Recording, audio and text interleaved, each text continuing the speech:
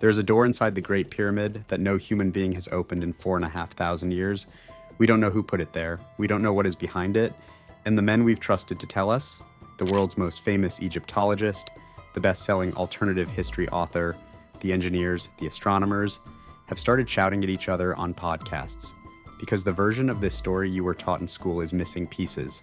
The Great Pyramid is aligned to true north with a precision that, even today, with satellites and lasers, no one can fully explain. Its three towers mirror the three stars of Orion's belt.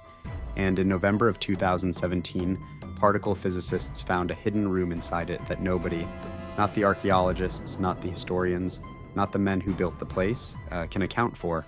So before we ask the question everyone whispers and nobody answers, who really helped the Egyptians build this? There are some things you need to see first. The official story is, on its surface, simple. Around 2600 BCE, during the 4th dynasty of the Old Kingdom of Egypt, a pharaoh named Khufu commissioned a tomb on the Giza Plateau. His architects oriented it to the 4 cardinal directions. His workers, and we'll get to who those workers actually were, quarried, dragged, and stacked over 2 million blocks of stone. 26 years later, give or take, the tallest structure on Earth rose out of the sand. It would hold that title for the next 3,700 years. 2 more pyramids followed, built by his son and grandson, completing what the world now calls the Giza complex. That is the version you'll find in every textbook. And for what it's worth, most of it is correct. We know Khufu existed. We know roughly when he reigned. The best estimates put it around 2543 to 2436 BCE. We know the Great Pyramid is approximately 230 meters along each side of its base, originally rose to 146.6 meters, and was clad in white limestone shipped down the Nile from quarries at Tira. We know, because in 2013, a French archaeologist named Pierre Tallet found something nobody expected, that there was a real Egyptian middle manager named Merer, who, 4,500 years ago, kept a logbook of those limestone shipments. The world's oldest inscribed papyri, a receipt essentially for the Great Pyramid. So, the standard story has paperwork. But here's the thing about paperwork. It tells you what was delivered. It does not tell you how a Bronze Age civilization, working with copper tools, achieved a level of geometric precision that modern engineers, with modern instruments, still find unsettling. And once you start looking at the numbers, the standard story stops feeling so standard. In the 1880s, a British archaeologist named Flinders Petrie hauled a theodolite across the Giza Plateau and became the first person to measure the Great Pyramid with scientific instruments. What he found has been reconfirmed in the century and a half since by every serious survey that has followed. The base of the Great Pyramid is aligned to true north with an average error of 3 minutes and 38 seconds of arc. In plain English, less than 1/15 of a degree. For comparison, the Meridian building at the Royal Observatory in Greenwich, built 3,000 years later by a civilization that had calculus, is aligned slightly worse. That precision alone is hard to swallow, but there's something stranger. All 3 pyramids at Giza err in exactly the same direction. Each is rotated ever so slightly, counterclockwise from true cardinal, as if the same hand, using the same method, signed each of them. What method? That mainstream Egyptology cannot fully agree on. The leading scientific hypothesis proposed by engineer Glenn Dash is that the builders tracked the shadow of a vertical rod on the day of the autumn equinox, when the tip of that shadow traces a near-perfect east-west line across the ground. He demonstrated it himself on September 22, 2016, in his own backyard. It works. It's elegant. It's also a guess. And it's not the only thing that doesn't add up. The casing stones, the smooth white limestone that once made the pyramid gleam, were fitted with joints so tight that you cannot, even today, slide a credit card between them. The granite blocks above the king's chamber were quarried in Aswan. They weigh individually up to 80 tons. They were transported 800 kilometers up the Nile. The narrow shafts running from the king's and queen's chambers point, at the moment of the pyramid's construction, at 4 specific stars: Alpha Draconis, Sirius, Beta Ursae Minoris, and Orion's belt. That last one matters, because in 1989, a Belgian engineer named Robert Bouval published a theory that, depending on who you ask, is either the most elegant insight in modern Egyptology or the most dangerous idea in it. Bouval looked up at the sky one night in the Saudi desert, traced the 3 stars of Orion's belt, and noticed something that, once you see it, you cannot unsee. The 3 pyramids of Giza are not arranged in a perfect line. The smallest of them is offset slightly from the other two, so is the smallest star in Orion's belt. Bauval went further. He argued that the entire Giza complex, pyramids, the Sphinx, the Nile itself, is laid out as a map of the sky. A map that, when run backwards through the precession of the equinoxes, points not to 2500 BCE, but to roughly 10,500 BCE, a date he claimed when an entirely different civilization may have stood on that plateau. This is the moment the story splits in two. On one side, a layout that visually resembles Orion's belt, 3 star shafts that point at specific stars, and the strange fact that nearly every ancient civilization on Earth, from the Maya to the Sumerians to the Hopi, built monuments oriented to the heavens. On the other, a single Belgian engineer arguing that mainstream archaeologists have missed a 12,000-year-old secret hiding in plain sight. Egyptologists pushed back hard. The astronomers Ed Krupp and Tony Farrell ran the trigonometry themselves and found that the angle between Orion's belt and true north, at the date Bauval invokes, is closer to 47 or 50 degrees, while the pyramids sit at 38. The perfect match, they argued, was perfect only at a glance. But you've already heard those arguments, haven't you? Because the same year Bauval published his theory, a Swiss former hotelier named Erich von Däniken was already a household name. His 1968 book, Chariots of the Gods, sold tens of millions of copies. Its central claim, that the pyramids, Stonehenge, the Moai of Easter Island, and a dozen other ancient marvels, were built with help from beings who did not come from this earth. Mainstream science buried him. Archaeologists tore his evidence apart. Von Däniken himself, in a 1974 interview, walked back one of his most famous claims. The supposedly rust-free iron pillar in Delhi, which turned out to be neither rust-free nor mysterious.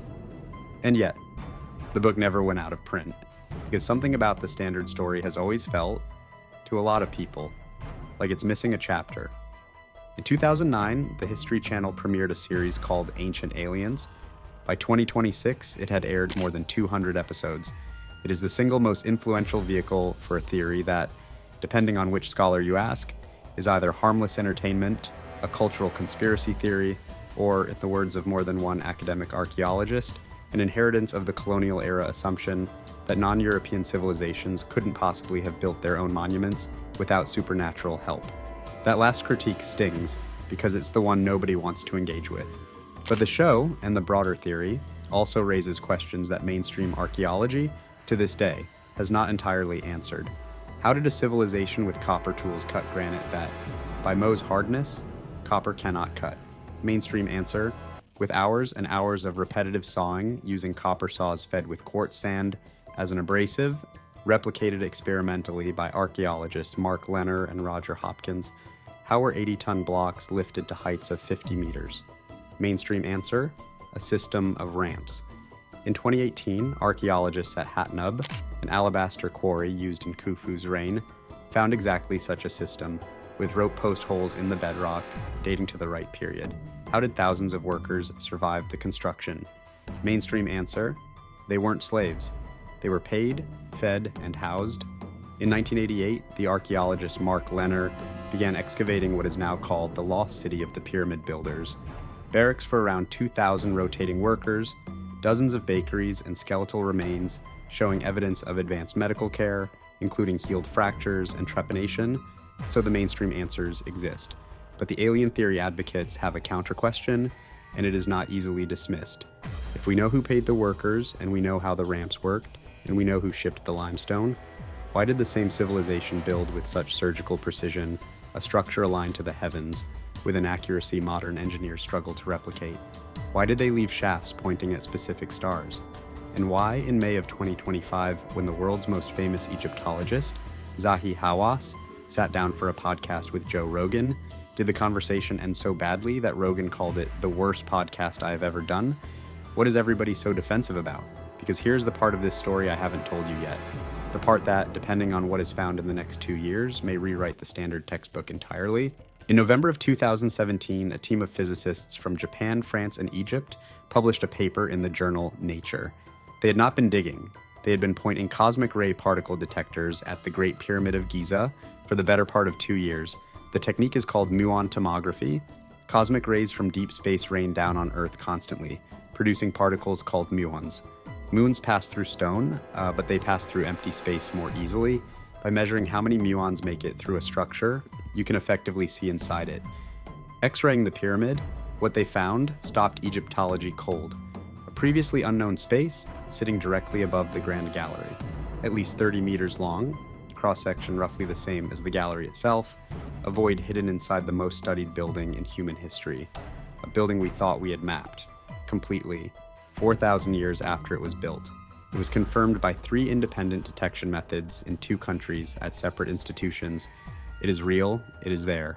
And as of this recording, no one, not Hawass, not Leaner, not any modern Egyptologist, knows what it is.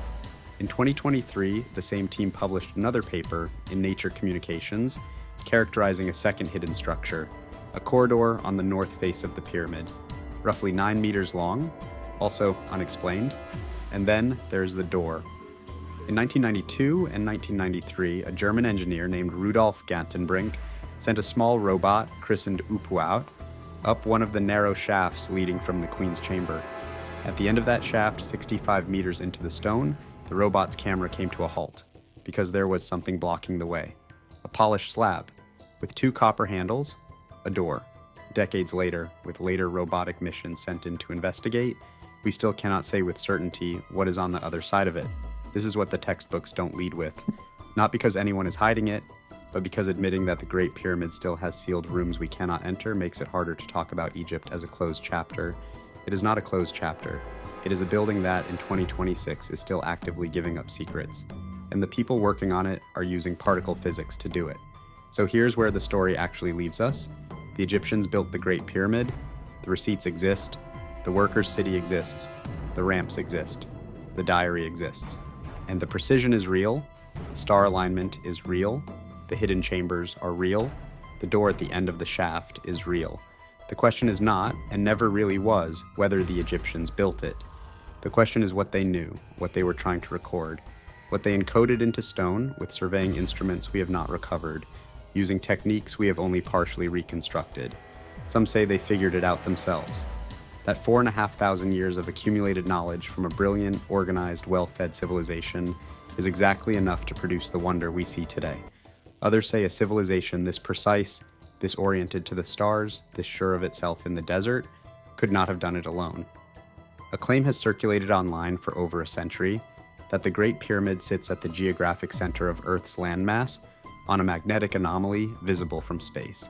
Geographers have largely rejected those claims as numerology, but the claim itself never dies, because there is something about that monument that refuses to be ordinary. In the next decade, the Scan Pyramids team will likely cut a small inspection hole, no larger than a coin, into the big void. Cameras will go in.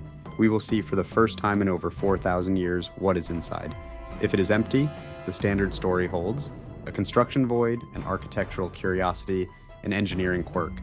If it is a chamber, the textbook gets a new chapter. If it is something nobody currently expects, a star map, an artifact, an inscription, the textbook gets rewritten.